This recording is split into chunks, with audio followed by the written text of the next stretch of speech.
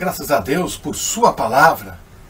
Muito bom estarmos juntos para estudar as Escrituras e aprender um pouco mais. Colossenses capítulo 4, verso 2, estamos falando sobre oração. Perseverar em oração, velando nela com ação de graça.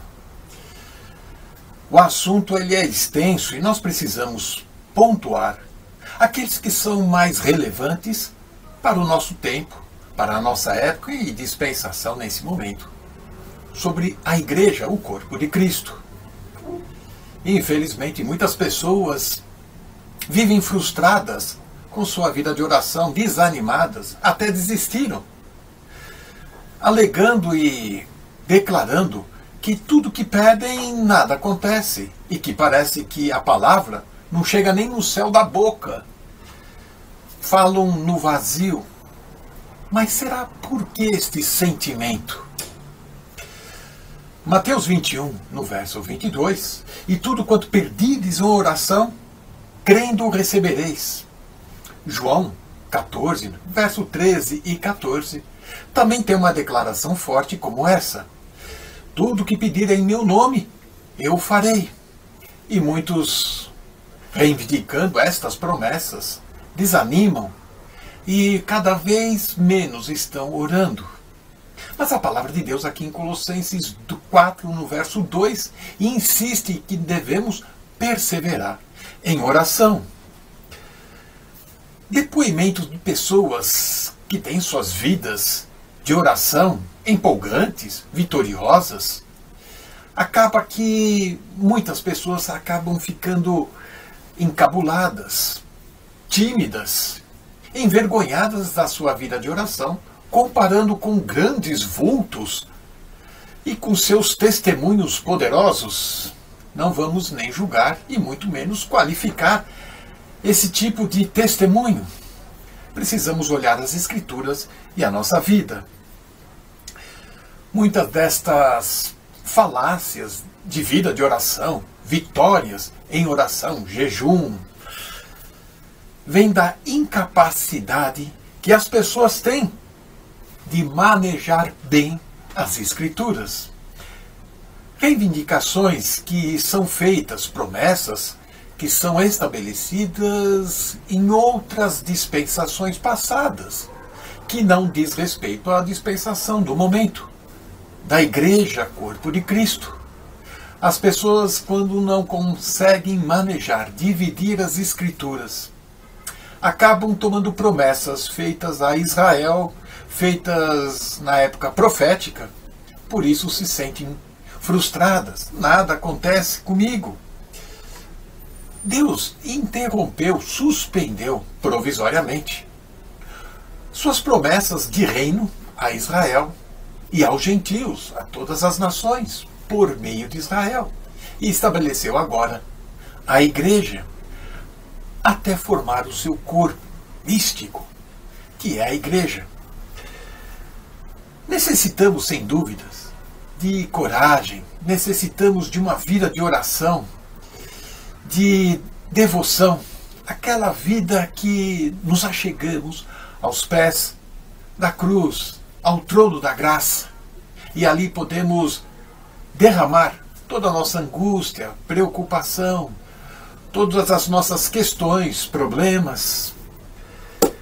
Mas será que devemos orar da mesma forma que Pedro, em Atos capítulo 4, no verso 31 em diante? E tendo orado, moveu-se o lugar em que estavam reunidos todos, e foram cheios do Espírito Santo e anunciavam com ousadia a palavra de Deus. E as pessoas ficam, eu orando, nada acontece, não treme nem a mesa. E estes homens poderosos da história, outros procuram reproduzir esses sinais e até forçam num fanatismo emocional e querem com isso levar multidões a uma experiência mística. Claro que isso é frustrante. Uma hora este emocional passa e as pessoas querem uma vida concreta, querem uma vida mais objetiva. Vejamos o que diz o apóstolo Paulo, o apóstolo dos gentios, na época da igreja que estamos. Em Efésios, no capítulo 6, no verso 18 em diante, no último estudo já foi referido a esta oração. Orando em todo o tempo, com toda oração, súplica no Espírito, vigiando nisso com toda perseverança, súplica por todos os santos. É a mesma oração aqui em Colossenses 4:2, o que Paulo repete em Efésios 6:18 até 20. E orando por mim, para que seja dada, no abrir da minha boca, a palavra com confiança, para fazer notório o mistério deste Evangelho, pelo qual sou embaixador, em cadeias, para que possa falar dele livremente. Como me convém falar, como nos convém também falarmos. Veja que o apóstolo Paulo ele não pediu uma libertação da cadeia, ele não pediu nenhum terremoto, algo sobrenatural para libertá-lo. Mas veja a oração e súplica, a insistência da oração, colocando diante de Deus.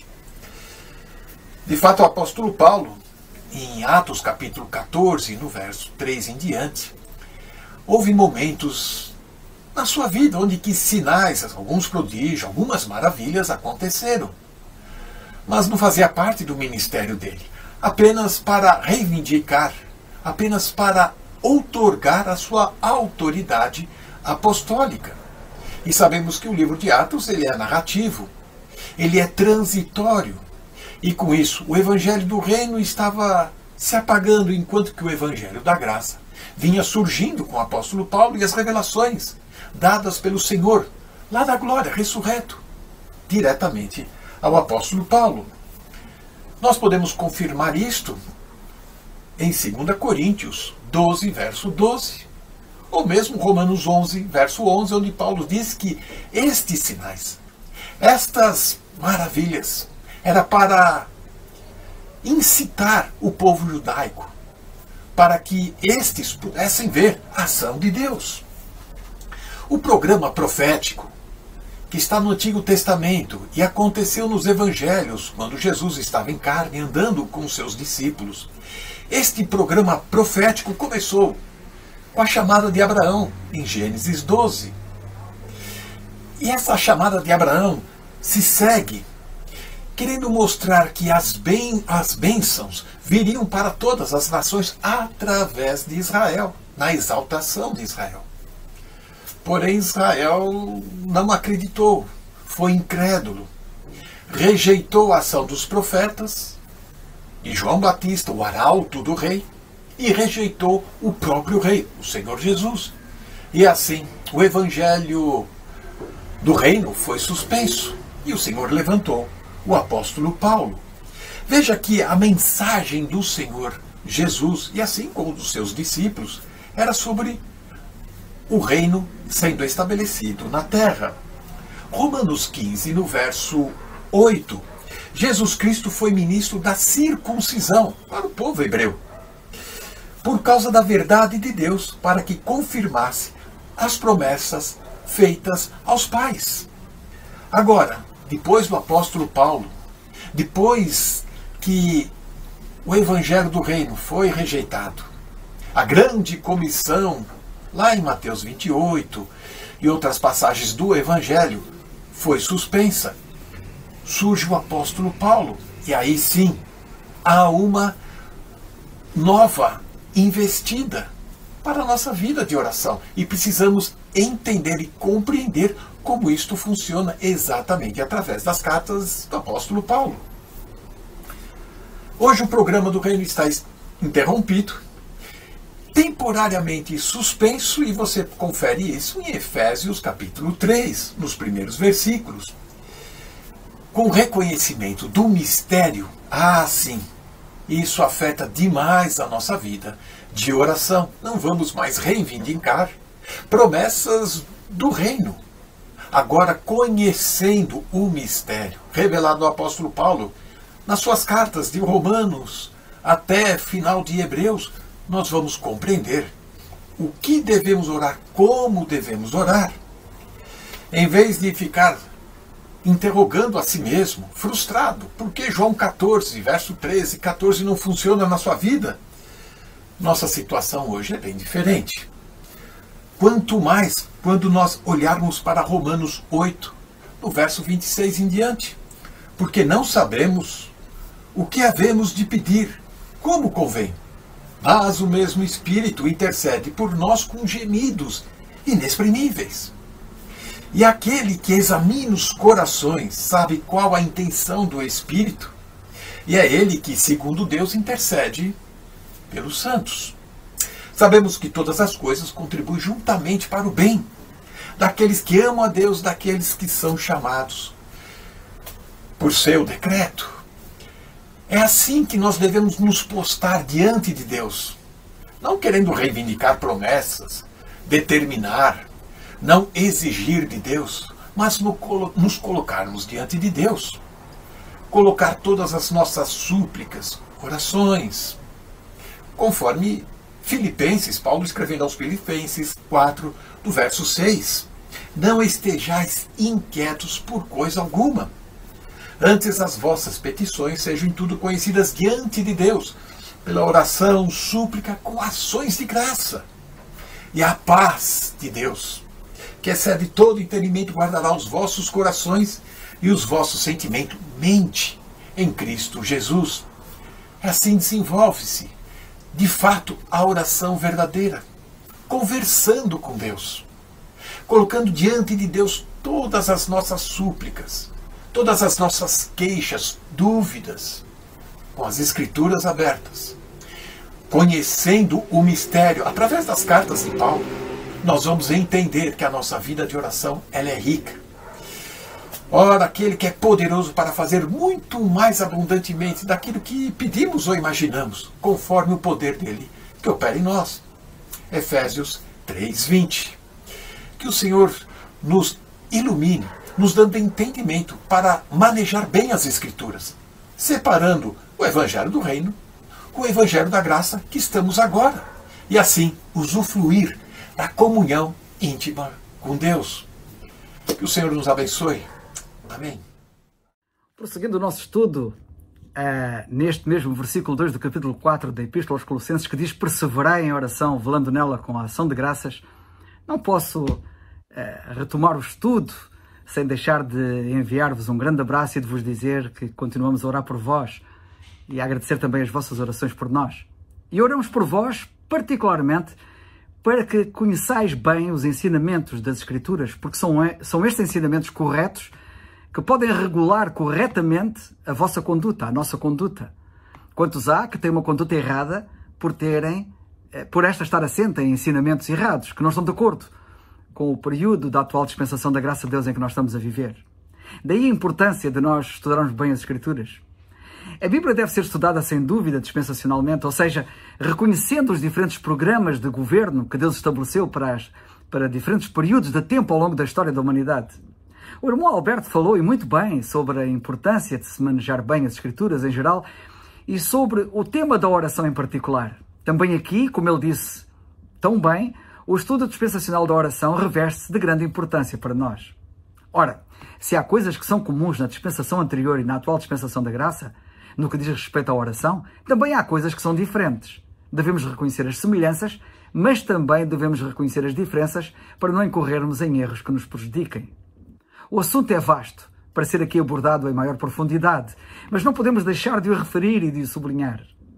Quando estudamos as Escrituras com a devida atenção, verificamos, no que diz respeito à oração, que Deus regula a mesma de forma diferente na atual dispensação da graça. De facto, a regulação da oração na dispensação anterior era bem diferenciada, sendo desconforme, divergente e discordante da regulação atualmente em vigor.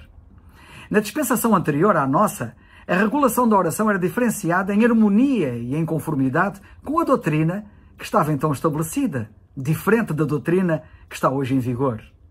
O não reconhecimento desta realidade tem levado crentes sinceros, como bem referiu o irmão Alberto, a desfalecer na sua fé, pensando que algo está neles errado, quando o que realmente está errado é o seu entendimento deficiente das Escrituras, por estas serem por eles mal manejadas, não reconhecendo o diferente ensino do Senhor sobre a oração em ambas as dispensações. Quantos há que hoje, reivindicando para si uma promessa que não lhes foi feita, ficam com a sua fé destroçada, não por terem uma fé insuficiente, mas por terem uma compreensão errada do ensino das Escrituras sobre o assunto para o nosso tempo. Pois, apesar de poderem ter uma grande fé, esta não assenta na presente verdade, como diz Pedro, mas numa verdade passada, não mais atualmente em vigor. Exemplo disso temos Mateus 18:19, que diz assim: também vos digo que se 2 de vós concordarem na terra acerca de qualquer coisa que pedirem, isso lhes será feito por meu Pai que está nos céus. Houve crentes que chegaram quase à loucura, pois na sua sinceridade reivindicaram esta promessa para si, que na sua experiência não se cumpriu, nem poderia cumprir-se, pois não lhes foi feita a eles e por isso não poderia ser cumprida. Notemos como esta passagem é antecedida por outra passagem associada que hoje também não funciona, a saber, o versículo anterior, Mateus 18:18, que diz assim: em verdade vos digo que tudo o que ligardes na terra será ligado no céu, e tudo o que desligardes na terra será desligado no céu. E por outra passagem, que se segue a essa, que é o versículo 20, que diz também assim: porque onde estiverem 2 ou 3 reunidos em meu nome, aí estou eu no meio deles. Notemos como o porquê deste versículo 20, porque onde estiverem 2 ou 3 reunidos, o relaciona com o versículo anterior.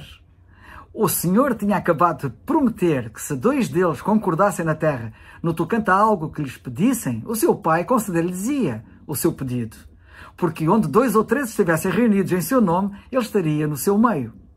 Isto quer dizer, como veremos mais adiante, que assim reunidos eles representá-lo-iam.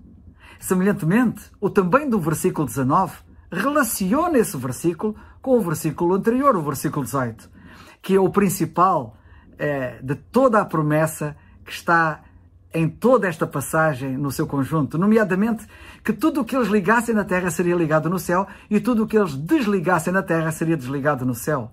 Qual o crente que, manejando bem a palavra da verdade, reclamaria para si esta autoridade para os nossos dias? Quão erróneo, então, tirar Mateus 18:20 do seu verdadeiro contexto e atribuir-lhe um outro significado que o Senhor não deu, como muitos o fazem na atual dispensação da graça. Nós não negamos que o Senhor esteja com 200, ou mesmo com 2, que se tenham reunido com o sincero desejo de estudarem a sua palavra e de orarem. Mas Ele não estará também com apenas um único crente que deseje verdadeiramente a sua presença? Será que Ele, se um crente estiver apenas sozinho, o Senhor já não estará com ele, como está com 2 ou 3? Terá que haver 2 ou 3? Não disse Paulo a respeito do seu primeiro aparecimento perante o imperador Nero: ninguém me assistiu na minha primeira defesa, mas o Senhor assistiu-me. O Senhor estava com Paulo. Na verdade, isto lemos em 2 Timóteo 4, 16 e 17, na verdade, há aqui uma verdade muito mais elevada para os crentes nos nossos dias aprenderem e se regozijarem. É a verdade de que, à vista de Deus, nós fomos já exaltados juntamente com Cristo nos lugares celestiais, enquanto que a característica proeminente do reino prometido é que Deus em Cristo habitará com o homem. Ele será Emanuel, Deus conosco. A característica proeminente da dispensação do mistério é a nossa posição já com Cristo nas regiões celestiais, como lemos em Efésios 1:3, 2:4-6 e Colossenses 3:1-3. E isto é muito diferente.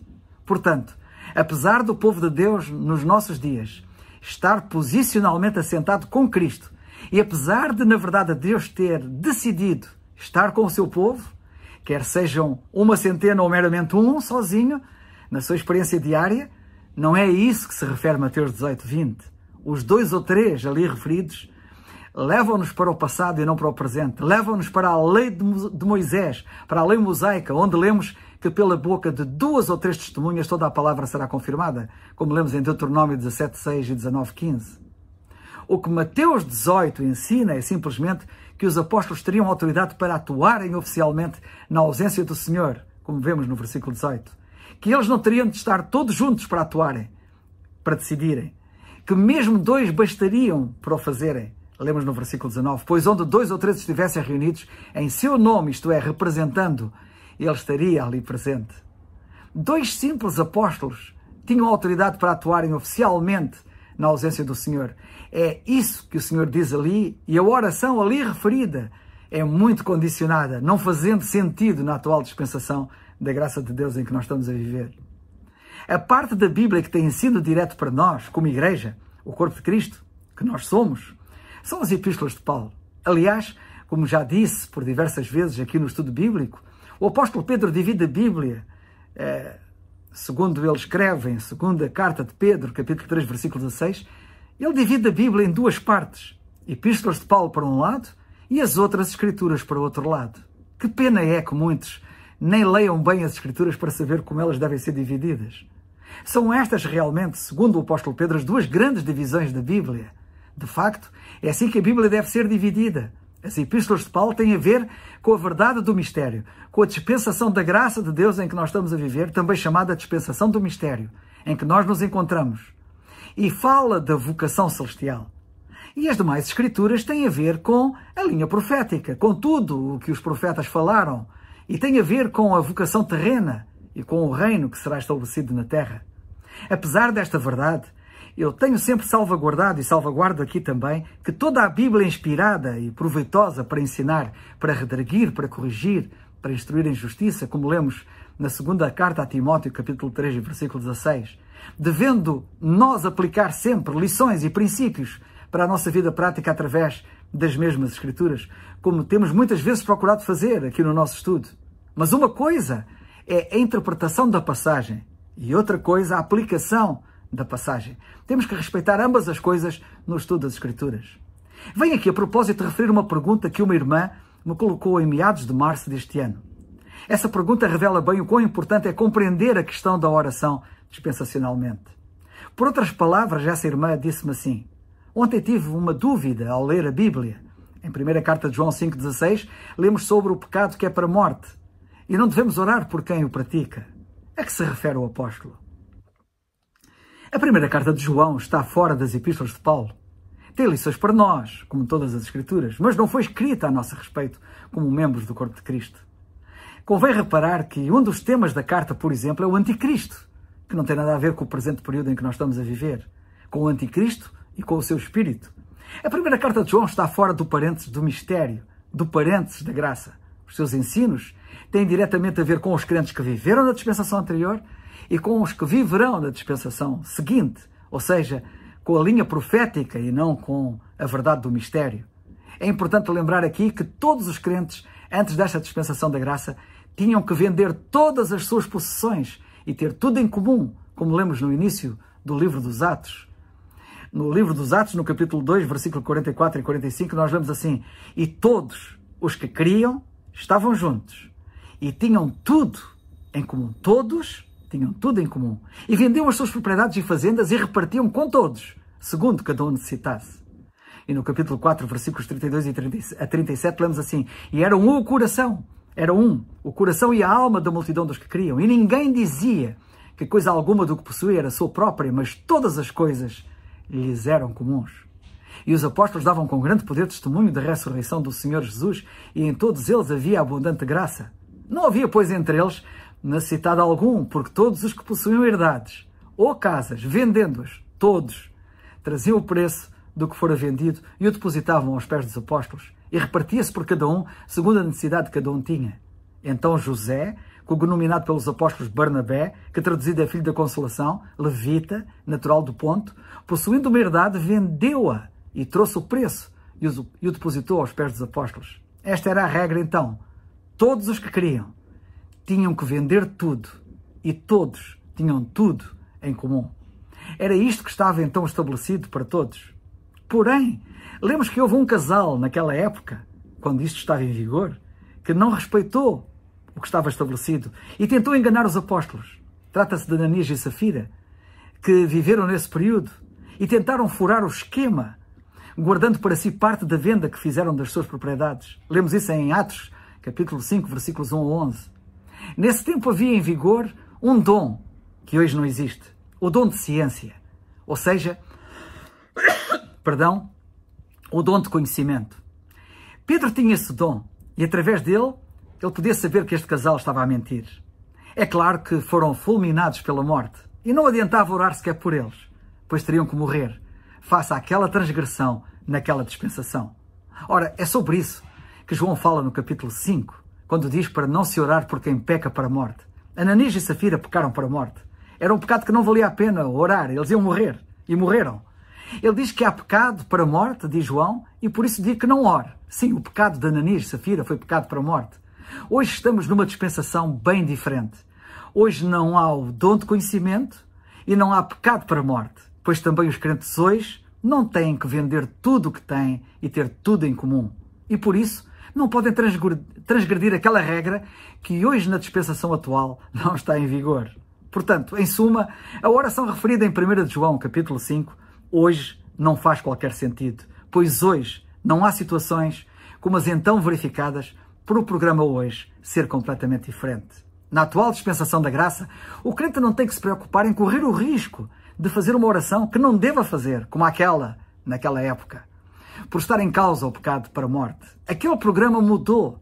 Com o apóstolo Paulo veio uma nova dispensação e com ele um novo programa também na questão da oração. Neste programa atual da dispensação da graça sobre a oração, nós lemos de forma contrastante com o programa anterior o seguinte, em Romanos 8:26, o Espírito ajuda às nossas fraquezas, porque não sabemos o que havemos de pedir, como convém, mas o Espírito intercede por nós com gemidos inexprimíveis. Sim, nota o que lemos aqui. Na atual dispensação, nós nem sabemos o que havemos de pedir, quanto mais o que não devemos pedir. É verdade, nós não somente não sabemos o que não pedir, como nem sabemos o que pedir. Mas maravilha das maravilhas, o Espírito de Deus, lemos aqui, o Espírito de Deus que está em nós, sabe o que pedir e pede, intercedendo por nós. Conheces a história daquela criança que foi à mercearia com a mãe e que no fim das compras o senhor António, dono da mercearia, disse ao pequeno para colocar a mão no frasco dos reboçados, ou melhor, para levar uma mão cheia de reboçados que estavam no frasco dos reboçados em cima do balcão. O pequenito, que era muito esperto, disse ao senhor António para ser ele a colocar a mão dele no frasco, pois visto que era uma mão cheia, a mão dele era bem maior que a dele, que era pequenito. Ora, é assim que Deus faz connosco. Na realidade, é a enorme mão de Deus e não a nossa pequeníssima mão que tira para nós as bênçãos doces da sua graça. Quanto poderia falar acerca deste assunto? O mais admirável ainda, hoje, como lembrou o nosso irmão Alberto na sua intervenção, quando ele citou Efésios 3:20, Deus é poderoso para fazer tudo, muito mais abundantemente além daquilo que pedimos ou pensamos, segundo o poder que em nós opera. E assim, como o apóstolo Paulo, também nós exclamamos: a esse, glória na Igreja por Jesus Cristo, em todas as gerações, para todo o sempre. Amém. Isto está em Efésios 3:20 e 21. Vamos estudar mais e melhor as Escrituras? Perseveremos, pois, em oração, velando nela com muitas ações de graças, pois temos, de facto, muitos motivos para tal. Que o Senhor seja glorificado. Amém.